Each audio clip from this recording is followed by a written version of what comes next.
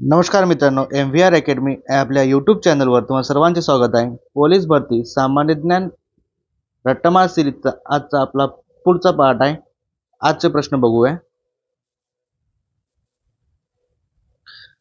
महाराष्ट्रातील आद्य क्रांतिकारक कोण? महाराष्ट्रातील आद्य क्रांतिकारक कोण? उत्तर आहे वासुदेव बळवंत फडके. वासुदेव बळवंत फडके यांना आपण महाराष्ट्रातील आद्य क्रांतिकारक म्हणतो. वासुदेव बळवंत फडके यांनी स्थापन केलेल्या संस्था ऐक्यवर्धिनी संस्था. ऐक्यवर्धिनी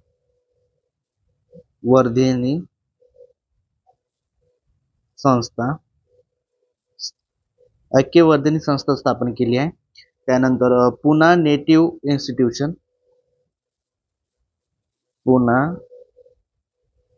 नेटिव्ह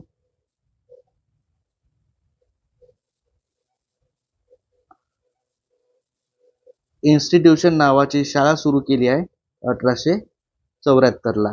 ठीक आहे. महाराष्ट्रातील आद्य क्रांतिकारक वासुदेव बळवंत फडके, स्थापन केलेली संस्था ऐक्यवर्धिनी संस्था व पुणा नेटिव्ह इन्स्टिट्यूशन 1874 ला ही शाळा सुरू केली आहे. पुढचा प्रश्न, poverty and un British rule in India हा ग्रंथ कोणी लिहिला आहे? तर poverty and un British rule in India हा ग्रंथ लिहिला आहे दादाबाई नौरोजी यांनी. दादाबाई नौरोजी यांनी. तर दादाबाई नौरोजी यांनी स्थापन केलेल्या संस्था ईस्ट इंडिया असोसिएशन,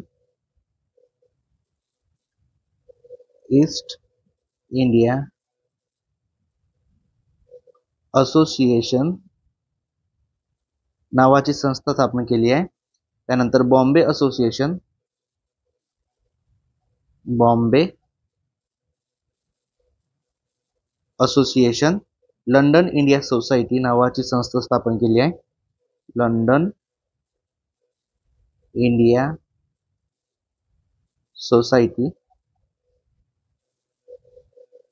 आणि British Indian association, British Indian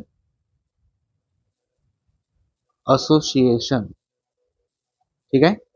poverty and un British rule in India हा ग्रंथ दादाभाई नौरोजी, स्थापन केलेल्या संस्था east India association, Bombay association, London India society, British Indian association.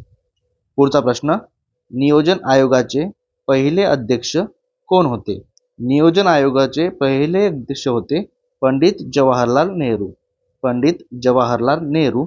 मित्रांनो, नियोजन आयोगाच्या जागेवर आता 1 जानेवारी 2015 ला नीती आयोग स्थापन करण्यात आला आहे. नीती आयोग. नीती आयोग. तर नीती म्हणजेच national institution for transforming India. ठीक आहे. नीती म्हणजेच national institution for transforming India.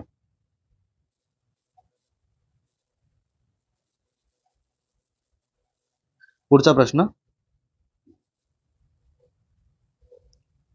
Ornithology शास्त्र. ऑर्निथोलॉजी शास्त्र कशाशी संबंधित आहे? तर ऑर्निथोलॉजी शास्त्र पक्ष्यांच्या अभ्यासासंबंधी आहे. पक्ष्यांचा अभ्यास, ऑर्निथोलॉजी.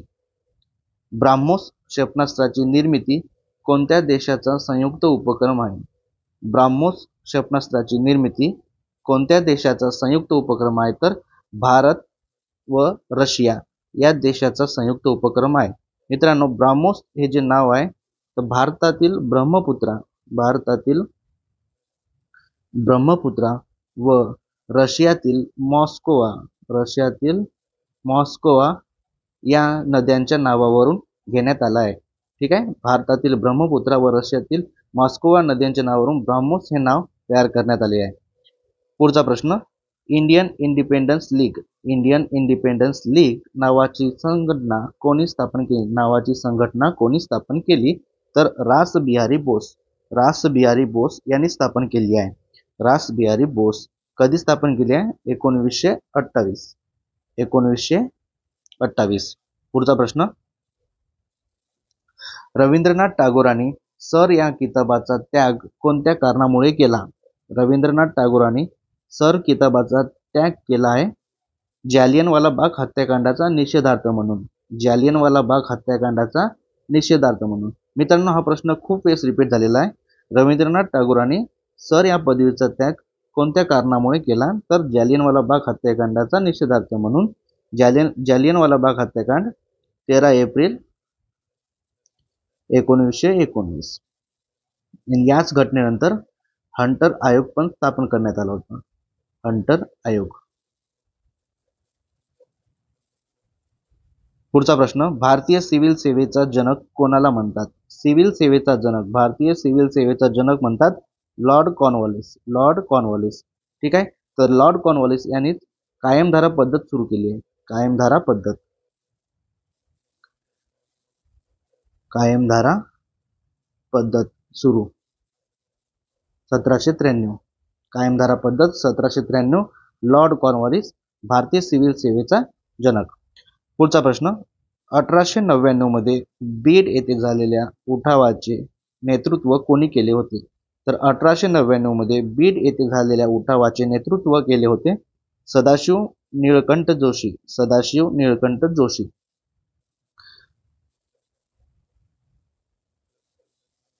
1932 मध्ये पुणे करार कोणामध्ये झाला? तर पुणे करार झालेला आहे महात्मा गांधी व डॉक्टर बाबासाहेब आंबेडकर यांमध्ये. कधी झाला आहे? 1932. महात्मा गांधी, डॉक्टर बाबासाहेब आंबेडकर. पुढचा प्रश्न, भारतीय संघराज्यात हैदराबाद संस्थान कधी विलीन झाले? तर भारतीय संघराज्यात हैदराबाद संस्थान कधी विलीन झाले? 17 सप्टेंबर 1948. 17 सप्टेंबर 1948. थायलंड या देशाचे चलन कोणते आहे? तर थायलंड या देशाचे चलन आहे बट. राजधानी आहे बँकॉक. राजधानी काय आहे? बँकॉक. चलन आहे भट, राजधानी बँकॉक. पुढचा प्रश्न, पद्मभूषण हा देशातील कितवा सर्वोच्च नागरी पुरस्कार आहे? सर्वोच्च नागरी पुरस्कार पद्मभूषण. तर हा तिसरा नागरी पुरस्कार आहे. तिसरा नागरी पुरस्कार. भारतातील सर्वोच्च नागरी पुरस्कार आहे भारतरत्न. भारतरत्न. भारतरत्न. त्यानंतर क्रम पद्मविभूषण.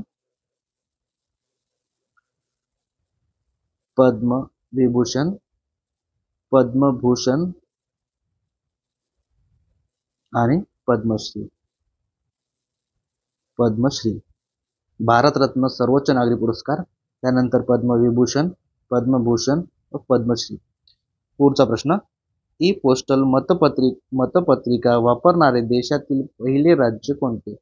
ई पोस्टल मतपत्रिका वापरणारे देशातील पहिले राज्य आहे गोवा. देशातील पहिले राज्य आहे गोवा. राष्ट्रीय मतदार दिवस कधी असतो? तर मतदार दिवस असतो 25 जानेवारीला. 25 जानेवारी. राजमाची किल्ला कोणत्या जिल्ह्यात आहे? राजमाची किल्ला कोणत्या जिल्ह्यात आहे? तर पुण्यात आहे. मित्रांनो, पुण्यात आणखी राजगड किल्ला आहे. राजगड किल्ला, तोरणा किल्ला, तोरणा किल्ला हे पण पुण्यातच आहे. राजगड किल्ला, तोरणा किल्ला, राजमाची किल्ला. पुढचा प्रश्न, चांदोली धरणाच्या जलाशयाचे नाव काय? चांदोली धरणाच्या जलाशयाचे नाव आहे वसंत सागर. वसंत सागर. चांदोली धरण सांगली जिल्ह्यात वारणा नदीवर आहे. कोणत्या नदीवर? वारणा नदीवर आहे. जलाशयाचे नाव आहे वसंत सागर. पुढचा प्रश्न, नर्मदा नदी. नर्मदा नदी महाराष्ट्रातील कोणत्या जिल्ह्याची सरहद तयार करते? महाराष्ट्रातील कोणत्या जिल्ह्याची सरहद तयार करते? तर नर्मदा नदी नंदुरबार जिल्ह्याची सरहद तयार करते. नंदुरबार जिल्ह्याची सरहद तयार करते. नर्मदा नदीचा उगम झालेला आहे अमरकंटक मध्य प्रदेश येथे. अमरकंटक उगम आहे अमरकंटक मध्य प्रदेश. एकूण लांबी आहे 1312 किलोमीटर आणि महाराष्ट्रातील लांबी आहे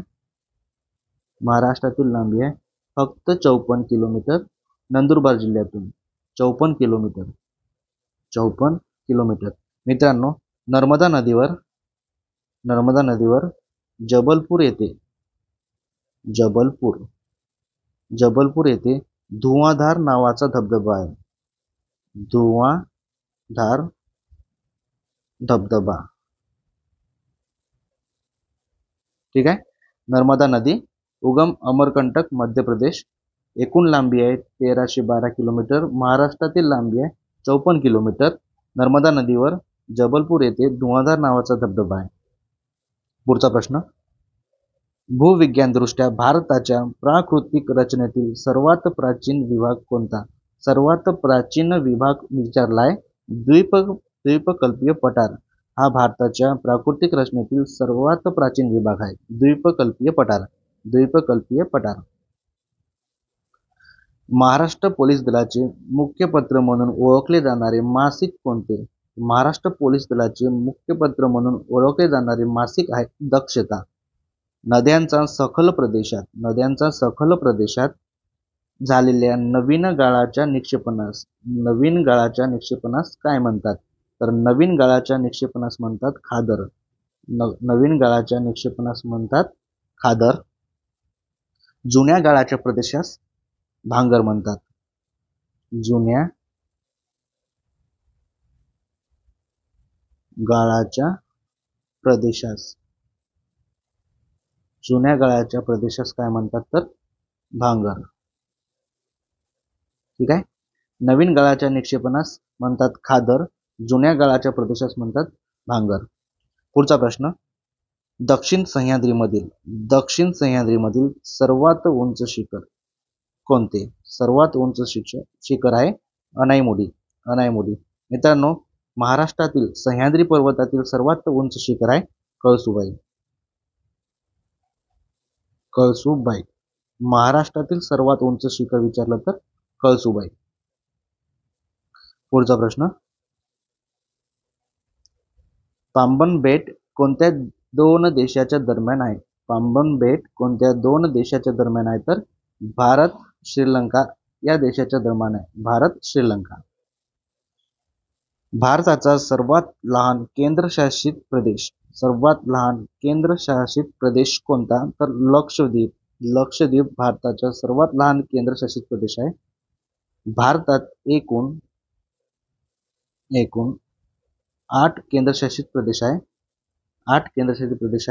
सर्वात मोठा केंद्रशासित प्रदेश आहे जम्मू अँड काश्मीर केंद्रशासित प्रदेश. सर्वात लहान केंद्रशासित प्रदेश म्हटलं तर लक्षद्वीप. आजचा आपला शेवटचा प्रश्न आहे, हिमालय पर्वतरांगांच्या गाभा कोणत्या खडकाने बनलेला आहे? हिमालय पर्वतरांगाचा गाभा कोणत्या खडकाने बनलेला आहे? तर कनाष्मक खडकाने बनलेला आहे. ठीक आहे मित्रांनो, आज आपण इथेच थांबूया. भेटूया पुढच्या लेक्चरमध्ये. लेक्चरला लाईक करत राहा, शेअर करा, कमेंट करा आणि चॅनलला नक्की सबस्क्राईब करा. धन्यवाद मित्रांनो.